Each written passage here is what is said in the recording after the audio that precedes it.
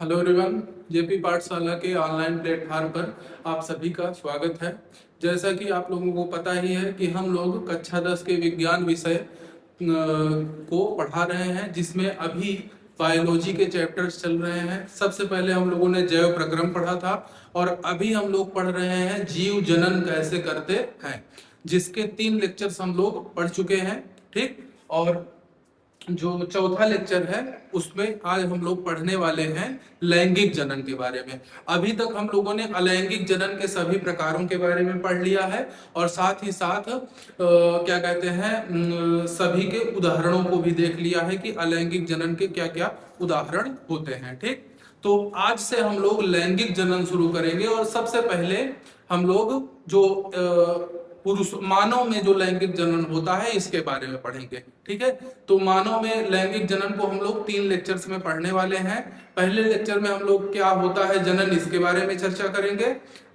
उसके बाद अगले लेक्चर में हम लोग नर जनन तंत्र पढ़ेंगे, फिर उसके अगले लेक्चर में मादा जनन तंत्र पढ़ेंगे। ठीक है, तो 3 लेक्चर्स में इस टॉपिक को हम लोग खत्म करेंगे। तो चलिए शुरू करते हैं मानव में लैंगिक जनन के बारे में। तो जैसा कि लैंगिक जनन जब मैंने पढ़ाया था तो क्या हुआ?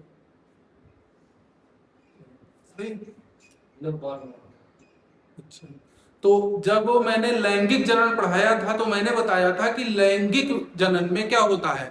लैंगिक जनन में अगर आप लोगों को याद हो तो देखिए, ये लैंगिक जनन में मैंने बताया था कि इसमें क्या होता है, एक नर की और एक मादा की आवश्यकता होती है। ठीक है, नर से जो जनन कोशिका मिलती है उसको नर जनन कोशिका कहते हैं और मादा से जो जनन कोशिका निकलती है उसको मादा जनन कोशिका कहते हैं। तो लैंगिक जनन में क्योंकि 2 जनकों की आवश्यकता होती है तो इसी वजह से यहां पर देखिए क्या कहते हैं, क्योंकि मनुष्य जो है वो लैंगिक जनन करता है तो इसी वजह से मनुष्य में क्या होता है, 2 जनकों की आवश्यकता होती है। तो एक जनक को क्या कहते हैं, पुरुष कहते हैं या पिता कहते हैं, और दूसरे जनक को क्या कहते हैं, माता कहते हैं। ठीक है, जो फीमेल होती है उसको माता कहते हैं और जो मेल होता है उसको क्या कहते हैं, पुरुष कहते हैं। आखिर मेल को मेल क्यों कहते हैं, क्योंकि मेल से जो युग्मक प्राप्त होता है वो होता है क्या कहते हैं, पुरुष sex, sorry male sex cell, और जो फीमेल होती है, माता होती है, उससे जो सेक्स सेल प्राप्त होता है वो होता है फीमेल सेक्स सेल। ठीक है, तो जो मनुष्य है उसमें जो पुरुष का sex cell, male sex cell होता है उसको कहा जाता है शुक्राणु। ठीक है, जो नर युग्मक होता है उसको क्या कहते हैं, शुक्राणु। ये क्या है, ये है नर युग्मक। ठीक, ये है नर युग्मक। ठीक, और जो क्या कहते हैं महिला का जो सेक्स सेल होता है, फीमेल सेक्स सेल, उसको कहते हैं अंडाणु। ये है मादा युग्मक। ठीक है, मादा युग्मक। ठीक, तो ध्यान से समझिए, मैंने अभी तक ये बताया कि लैंगिक जनन में 2 जनकों की आवश्यकता होती है, एक माता एक पिता। तो जो पिता होता है उससे जो सेक्स सेल प्राप्त होती है उसको नर युग्मक कहते हैं, और जो पुरुष होते हैं उससे जो नर युग्मक प्राप्त होता है उसका एक स्पेशल नाम है जिसका नाम है शुक्राणु। और जो माता से जो सेक्स सेल मिलता है वो है मादा युग्मक, और मादा युग्मक जो है उसको हम लोग मनुष्य में क्या कहते हैं, अंडाणु कहते हैं। ठीक है, तो जो पुरुष से सेक्स सेल प्राप्त होगा वो शुक्राणु होगा और जो महिला से सेक्स सेल प्राप्त होगा वो अंडाणु होगा। ठीक, अब ये जो पुरुष का सेक्स सेल है ये उसके एक विशेष अंग में बनता है जिसको कहा जाता है वृषण, टेस्टिस। ठीक है, जब मैं नर जनन तंत्र पढ़ाऊंगा तो उसमें मैं इसके बारे में बताऊंगा कि नर जनन तंत्र में वृषण नाम का एक अंग होता है जहां पर पुरुष का शुक्राणु जो है वो उत्पन्न होता है। शुक्राणु की जो कोशिकाएं हैं ये एक कोशिका है। ठीक है, ये क्या है, एक कोशिका है। तो इस कोशिका का निर्माण पुरुष के किस जनन अंग में होता है, तो वृषण में होता है। ठीक है, और जो ये कोशिका है, ठीक है, जो महिला की जो कोशिका है मादा युग्मक, इसका निर्माण कहाँ होता है, तो इसका निर्माण मादा जनन तंत्र का एक अंग है अंडाशय, ओवरी। ठीक है, उसमें होता है। ठीक, तो इस तरीके से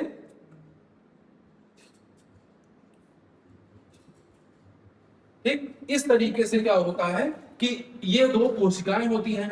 अब जब पुरुष और स्त्री का जो संपर्क होता है, ठीक है, तो उसके दौरान क्या होता है कि ये जो शुक्राणु है ये मिल जाता है किससे, अंडाणु से, ठीक है। तो जब पुरुष और स्त्री का संपर्क होता है तो उस समय क्या होता है कि जो ये शुक्राणु नाम की कोशिका है ये मादा के शरीर में प्रवेश करके और उसके बाद अंडाणु से मिलती है।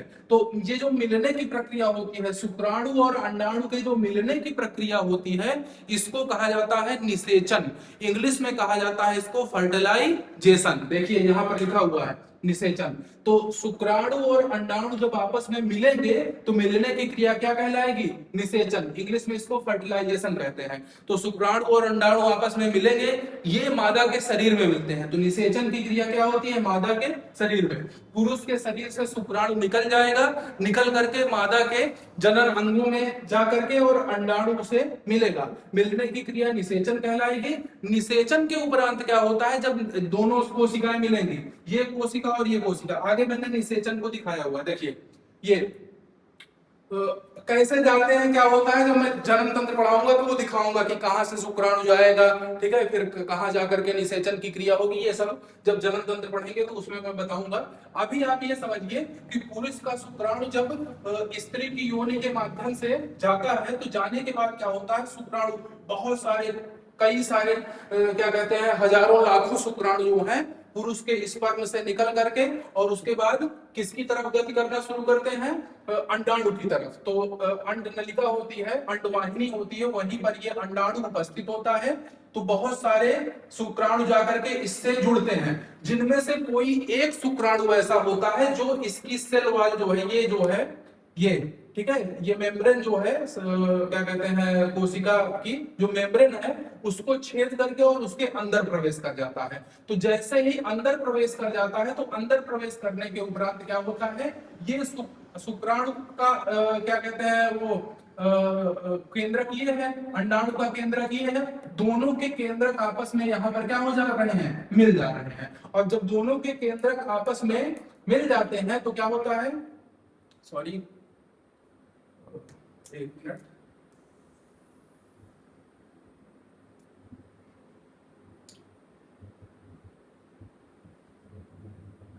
देखिए, तो जब दोनों के क्या कहते हैं केंद्रक आपस में मिल जाते हैं तो इससे क्या होती है, केंद्रक के मिलने पर एक नई प्रकार की कोशिका जन्म लेती है।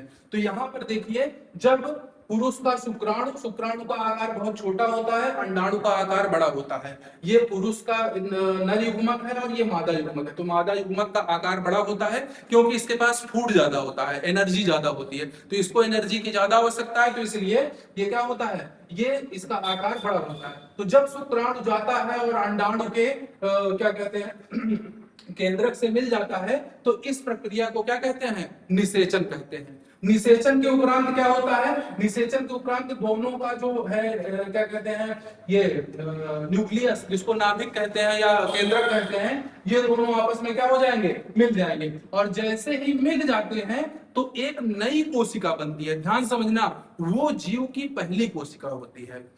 कोई भी जीव, चाहे हम हो चाहे आप हो, कोई भी हो, सब इसी प्रक्रिया के द्वारा बने हुए हैं। तो हम भी पहले माता पिता के स्पर्म और ओवम से क्या हुआ, संयोग हुआ उनमें, उसके बाद संयोग होने के बाद दोनों के न्यूक्लियस यानी कि केंद्रक आपस में मिले, मिलने के बाद क्या होता है, एक नई कोशिका का निर्माण होता है। इस नई कोशिका को कहते हैं युग्मनज। क्या कहते हैं, युग्मनज। इंग्लिश में इसको कहते हैं जाइगोट, ठीक है। तो इस तरीके से क्या होता है, नई कोशिका बनती है और यही कोशिका जो है जीव की पहली कोशिका होती है, ठीक है। तो जीव की पहली कोशिका कौन है, यही युग्मनज है। बनी किससे है, तो पिता के स्पर्म और माता के अंडाणु के मिलने से, निषेचन से ये बनी है। मिलने की क्रिया क्या कहलाती है, निषेचन या फर्टिलाइजेशन कहलाती है, ठीक। अब यही युग्मनज जो है आगे चल करके इसी में कोशिका विभाजन होगा। पहले 2 कोशिकाएं, 4 कोशिकाएं, ऐसे करके बहुत सारी कोशिकाएं बनती जाएंगी और धीरे धीरे कोशिका विभाजन के द्वारा क्या होगा, ऊतकों का निर्माण होगा, ऊतक से अंग का निर्माण होगा और अंग से क्या कहते हैं, अंगों से मिलकर के पूरा शरीर बन जाएगा और भ्रूण जो है वो पूरा विकसित हो जाएगा, ठीक। तो यही क्रिया पूरी क्या कहलाती है, इसी को कहते हैं निषेचन। तो देखिए, तो यहाँ पर मैं बता रहा था कि नर युग्मक और मादा युग्मक मिलेंगे तो क्या होगा, निषेचन होगा। निषेचन की क्रिया स्त्री के अंदर होती है, स्त्री के गर्भ में होती, अंडवाहिनी में होती है, फिर वो जो है युग्मनज बनता है। निषेचन के बाद ये जीव की पहली कोशिका होती है, फिर यही युग्मनज आगे चल करके गर्भाशय में आकर के स्थित हो जाता है और वहीं पर जो है ये कोशिका विभाजन द्वारा धीरे धीरे कोशिका विभाजन से ऊतकों का निर्माण होगा, नए ऊतक से नए अंग बनेंगे, नए अंग से अंग तंत्र बनेंगे, अंग तंत्र से शरीर बनेगा और नया जीव बन करके तैयार हो जाएगा। फिर जब समय काल पूरा हो जाएगा गर्भावस्था का तो उसके उपरांत जीव जो है वो शरीर से बाहर आकर के जो है नए जीव के रूप में विकसित होना शुरू हो जाएगा। ठीक, तो ये है मनुष्य में लैंगिक जनन की प्रक्रिया। ठीक, तो आई होप आप लोगों को समझ में आ गया होगा कि कैसे लैंगिक जनन होता है। अब इसके पीछे कौन कौन से अंग जिम्मेदार होते हैं उसको जब हम लोग नर जनन तंत्र मादा जनन तंत्र पढ़ेंगे तब उसके बारे में बताएंगे। ठीक, तो अभी तक आप लोगों ने समझ लिया है कि लैंगिक जनन कैसे होता है। पुरुष की जनन कोशिका निकलती है शुक्राणु, मादा की जनन कोशिका निकलती है अंडाणु, दोनों आपस में मिलते हैं, निषेचन की क्रिया होती है, निषेचन से युग्मनज बनता है, युग्मनज से फिर कोशिका विभाजन होता है और नया जीव बनता है।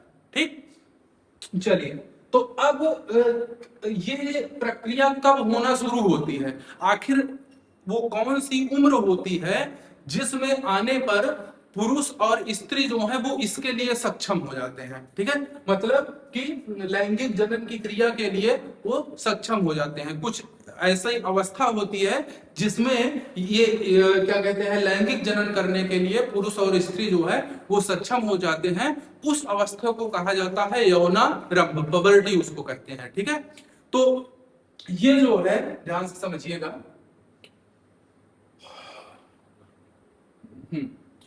ये है यौनारंभ, पबर्टी। ठीक, तो यौनारंभ क्या होता है, यौनारंभ जो है वो एक अवस्था है, उम्र है, जिस उम्र में धीरे धीरे क्या होता है लैंगिक जो जनन के अंग हैं, जनन अंगों का विकास होना शुरू होता है और उस विकास होने के बाद फिर धीरे धीरे जो है वो इस तरीके से तैयार हो जाता है शरीर कि वो लैंगिक जनन करने में सक्षम होता है। ठीक, तो ये लड़कों में और लड़कियों में अलग अलग उम्र में ये जो है क्रिया होती है, तो ध्यान से समझिएगा। ठीक, यौनारंभ की जो आयु होती है, देखिए यौनारंभ वह अवस्था है जब लड़कों और लड़कियों के शरीर में जनन अंग परिपक्व हो जाते हैं और उनमें जनन क्षमता विकसित हो जाती है। ऐसा नहीं कि पूरी तरीके से एकदम सक्षम हो गए हैं, शारीरिक जो है विकास होना शुरू हो जाता है और फिर 2-3 साल में जो है वो क्या कहते हैं विकास, शारीरिक विकास हो जाता है, फिर अगले 4-5 सालों में मानसिक विकास हो जाता है, फिर उसके बाद जनन के लिए सक्षम होते हैं। ठीक,